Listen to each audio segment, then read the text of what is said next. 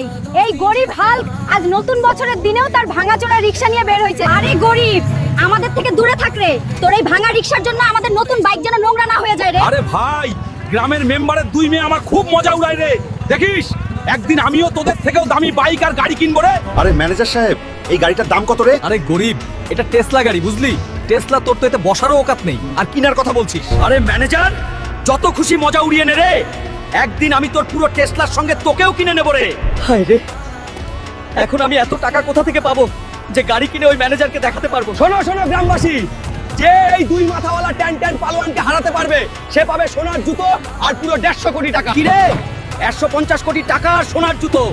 আমি হারাবো tan tan পালোয়ানকে আর জিতে নেবো পুরো খজানা রে। আরে দুই বাংলায় এমন কেউ আছে যে এই টনটনে পালোয়ানকে হারাতে পারে? আরে বাংলায় এমন কেউ নাই নাকি যে আমাকে হারাতে পারে রে? আরে রে ভারত বাংলাবাসী, এই ট্যান ট্যানকে আমিই হারাব রে। আপনারা শুধু লাইক আর সাবস্ক্রাইব করে কমেন্টে আপনাদের দেশের নাম লিখুন রে। আয় তবে হয়ে যাক লড়াই।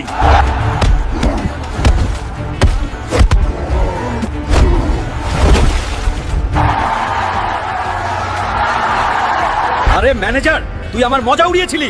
এই নে সোনার জুতো আর 200 কোটি টাকা, এখন বেরিয়ে যাই শোরুম থেকে। আরে মেম্বারের মেয়েরা, তোরা দুজন আমার খুব মজা উড়াতি।